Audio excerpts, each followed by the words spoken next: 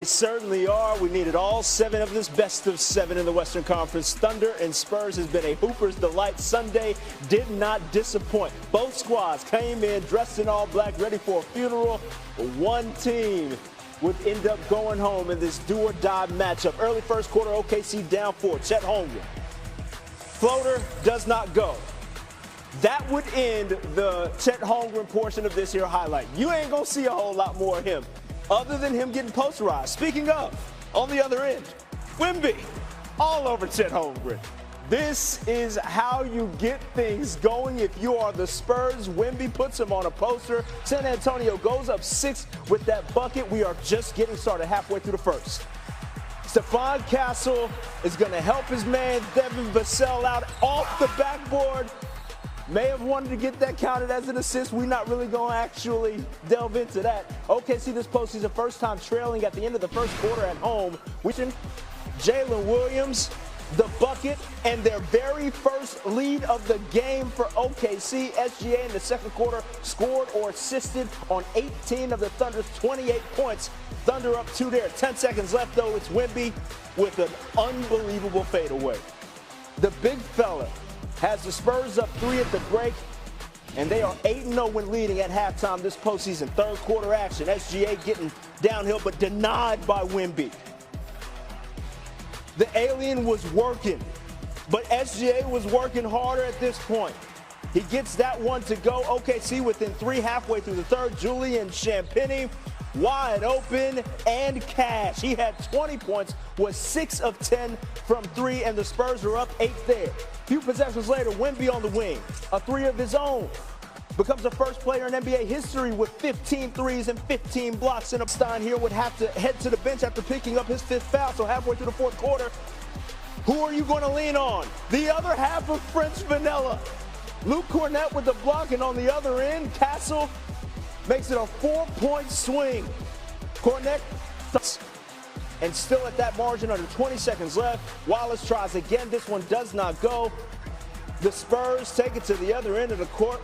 Ain't no pleasantries being exchanged, baby. We flushing this one home. The emotions start to pour out for all of the Spurs, especially that man, Wemby. They win 111-103 and will take on the Knicks in the finals. So let's hear from the alien. Winning the Larry O'Brien, it's a childhood dream. And having a real shot at it, having a chance, tangible chance at winning it, at realizing a dream, it's a chance.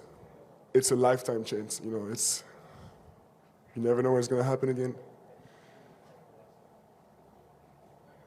But it's, the day we win it, speaking for myself, it's gonna be an amazing day of realization of a dream,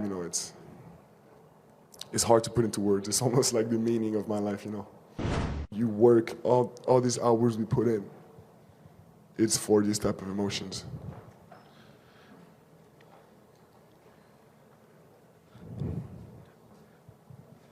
I want that. I want to win so bad. It's like my life depends on it. This team has now been pretty damn consistent for a long time, for over 100 games for the most part. And so I'll take those things with the experience that we've gone through when you want to look back in terms of how we started the year, how we got to the Cup on the road versus Denver and LA, what we did in the Cup, playing these guys around Christmas time a few times, expectations. We've played in 3 playoff series without Victor, without Fox, multiple games. I don't know who has as much experience as we do this year in the season of 2025-2026. What do you think this means for Pop, and how important is it for you to have these moments for him?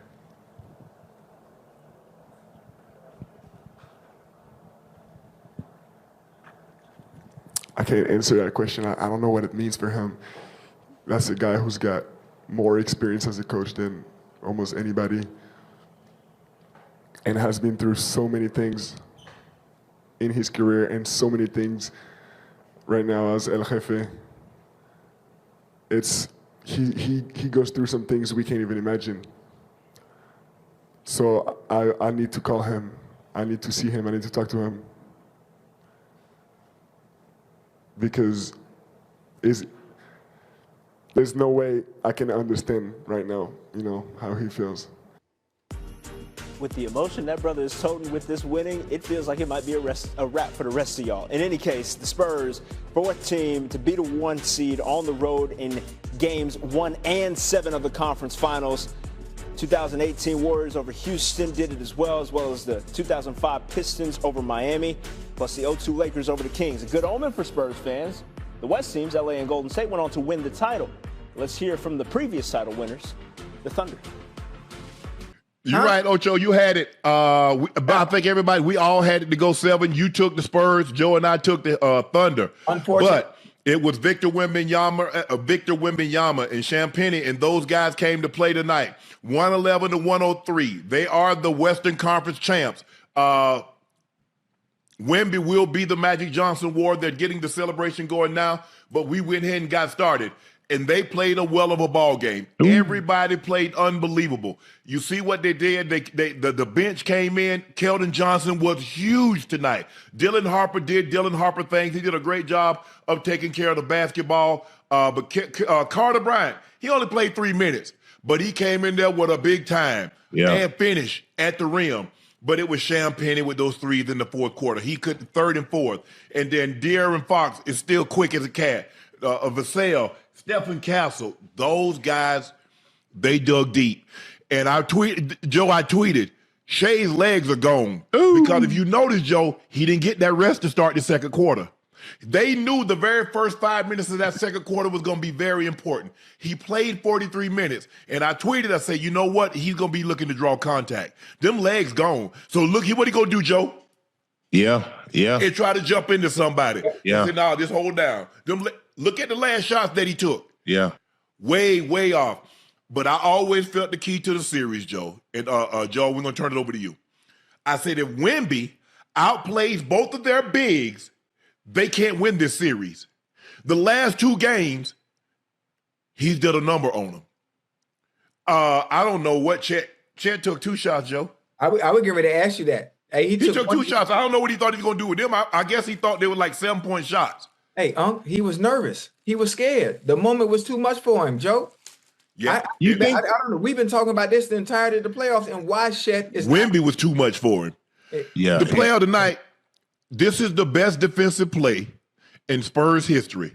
Luke Cornett's block on Hartenstein on a breakaway. Yeah, because that crowd was about to erupt and they was about to be down 2.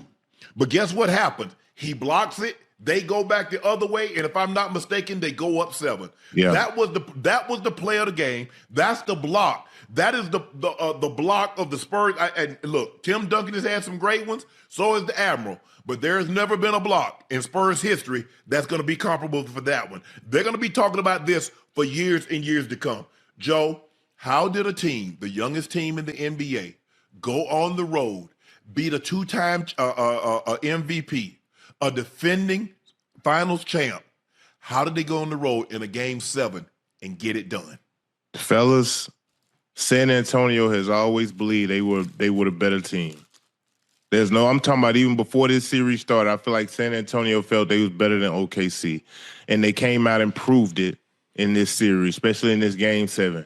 I thought Shea came ready to play Uncle Ocho. You know, he got off to a great start. He was attacking. He was making them tough twos. He was getting to his midi. You know, he's virtually getting what he wanted. This probably was his best game statistically. Yeah. You know, probably since game 2. But the other guys, outside of Case and Wallace in that fourth quarter who kept him in arm's reach, man, the starting 5 was non-existent. Lou Dort, Chet Holmgren, Hartenstein. He played hard. He was physical. He your muscle. You know, he did what he could to slow Wemby down. But, bro, if you can't get no scoring out of these dudes, how in the hell you think you're finna beat San Antonio? But I think what we have to do is I have to give San Antonio a lot of credit because they're a hell of a defensive team. Mm-hmm. And they were able to keep all those guys at bay. I thought OKC bench came in, gave them great minutes. Caruso, McCain, big Jalen Williams. I thought they all came in and competed. Yeah, but San Antonio, when you got all these guys hitting on all cylinders, shooting at a high field goal percentage, bro, they were just in tune. They were in sync. They understood the message. They knew they had to come into OKC and get one to make it to the finals. It was a hell of a performance by the Spurs. I give them that, bro. They showed me something that I didn't think, I didn't think they was gonna win this game. I thought OKC guys would play a lot better. It's just unfortunate. Like you say, Shea was so tired down the stretch, bro. You see when he shot that three, it was an air ball. I said, oh yeah, them legs. Wasn't you close? And the one before that one, yeah, wasn't much better. Hey, Joe, we don't need you to think no more, Joe. We need you to listen to me. Huh? From now on, anytime we do basketball segments, especially during this Spurs and Knicks series, y'all listen to me. I need you to listen to me. What you got, bro? Listen, I'm not going to steer you wrong. I'm not the one. Jesus got the wheel, but I'm in the passenger seat. When it comes to talking basketball, I have elite ball knowledge. I don't watch the game, but I understand the game. So this is because of y'all. Because of y'all. Y'all got me watching basketball now. So it's easy for me to get a better understanding of who's going to win based on style and matchups. I told you what was going to happen, and that's exactly what happened. Okay? Hey, this man lucky as a shithouse rat. Like, so I've been see I'm talking about. See, you're hard headed, boy. You got some good picks. I give you credit, bro. You made some good picks. Hey, Joe, I've been right the entirety of the playoffs. That ain't good. That ain't luck. That's not luck. Respect. Help me understand. I need somebody to help me understand. On my name. What you need to understand, man? I can help. You've been challenged scoring, with the exception of maybe one game that you really got out. The scoring has been there. Why wouldn't you start McCain or Caruso instead of Dort? I don't know, because Dort, he been struggling. He ain't been giving you nothing. Nothing on offense, but you need him defensively, huh? Well, damn. But Caruso is just as good, but he's a better offensive guy because now I can help off Dort. Because the thing is that they would shift Wemby on him. Wemby got to work. Wemby can help off him because he ain't gonna do nothing. Right. I'll let him take his 2-3 rainbow threes. I'll let him take that. He ain't no threat to put the ball on the floor. He's not gonna attack me. Right. So I didn't get that. But I was very, very impressed. I think you know what? I think Miss Johnson would have said, hey man, I need y'all to pay attention to Shannon Sharp's tweet. Because I say, man, y'all don't get Harrison Barnes' ass out of there and let Kelton Johnson or Bryant get those minutes. I say, right on. How many corner threes, Joe, is he gonna gag? I mean, they leave him wide open. He ain't even close. Mm-hmm. He's not even close to making a basket. He don't do nothing. Look at him. Oh, he had quadruple zeros. 0 points, 0 field goals, 0 threes, 0 free throws, 0 rebounds, 0 turnovers, 0 steals, 0 blocks, -5 in 3 minutes. Boy, he was good and terrible. Oh, yeah. Hey, look, I think what helped San Antonio win this game, obviously, collectively as a team, they were hitting on all cylinders. But when you got Champagnie and Vassell, playing the way they played, Champagnie making shots 6 for 10 from 3, 20 points, 6 rebounds. Bro, that's a plus. On the road, like I didn't count I didn't count him in as playing this great in this game 7 the way he did. They played unbelievable. And just the physicality of the game, fellas. I mean, just like even from bringing the ball up, They let them be real handsy today. They let them play today, Joe. Ocho, they let them play. Hey, they let them be handsy today, Uncle Ocho. I'm talking about, they were putting their hands on each other today, and the refs weren't calling a lot of it. I can appreciate that. You know what I mean? A great physical battle, guys fighting through picks. I mean, hell, as soon as you cross half court, somebody had their hands on you. Mm-hmm. You know what I mean? I thought it was a great game. I love what Mitch Johnson has done with this young San Antonio Spurs team. He's put belief in those guys. Hey, man, and they following Wemby, bro. They gonna be scary. They gonna be scary. Oh, when I looked at, I was like, let me see who the referee's gonna be. I see Mark Jones. Yeah. I see Tibbins. Yeah. I see Goebel. I see my guy Mitch Irvin. I said, okay, they're gonna let him play. Yeah. They're gonna let him play tonight. They gonna let him play. They was looking for fouls. Mark Jones and John, what you want me to do? Hey, Unc, You better get your ass up and go back there and get on defense. They gonna get a layup. Hey, Joe and Unc, What's up? They let him play in Game 6. They let him play in Game 6. But that's the thing. Are they going to let him play? Remember, in game five, they shot 38 free throws. Yeah. Last game, I think they shot 12. This game, they shot 22. They was 32 of 38. Man. 17 or 22. So you shoot 16 fewer. Guess what? And that's 16 fewer points. I love the pace, Joe, because remember we talked about it, Joe. I said, Joe, as long as they keep him below 60, they keep him near that 40, high 40s, maybe low to mid 50s. I like that pace that favors San Antonio. You let OKC, you let them jokers start touching that 60, 65, 70, you're not beating them. You're not beating them. Yeah. And I know everybody was thinking like, man, Shay, look, give him that. He going to make those tough threes. I don't believe he can get 50 points making those tough twos like that, Joe. I don't believe it. Absolutely. I believe his legs will go first. I say, look, give him that. And when the trap, when presented, an opportunity to trap him, get it. Man. But Miss Johnson, San Antonio, take a bow. Yeah. Well-deserved victory. They are.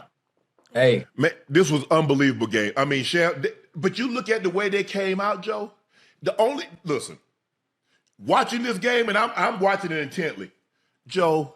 If they don't let them, man, OKC was killing them on the glass. They were up. They were plus 10, plus 11. At one point, they was plus 14. Yeah, it flipped around. All of a sudden, guess what? The Spurs win the rebound battle by 2. Listen, man. At the rate they were going to lose this game just on second chance points alone. Yeah. I'm like, Cornette, you got one job, and you're failing the assignment, son. But all is forgiven. After what you did to Hartenstein, he made up. All is forgiven. Hey, that was big time. That was big time. Listen, anytime your damn second best player take the least amount of shots on the team, Check took 2 shots. Everybody else who played took at least 4 damn shots. Okay, Ocho, can you please tell me how in the hell you gonna win a game like that, man? You not. That man, you got. Hold on, OKC got the Williams kid. That man played 4 minutes, bro. He took 4 shots. He took he doubled Wemby in shot attempts. How in the hell Check? How in the hell Check Holmgren played 33 minutes, bro? You mean tell me he only get 2 attempts? And Williams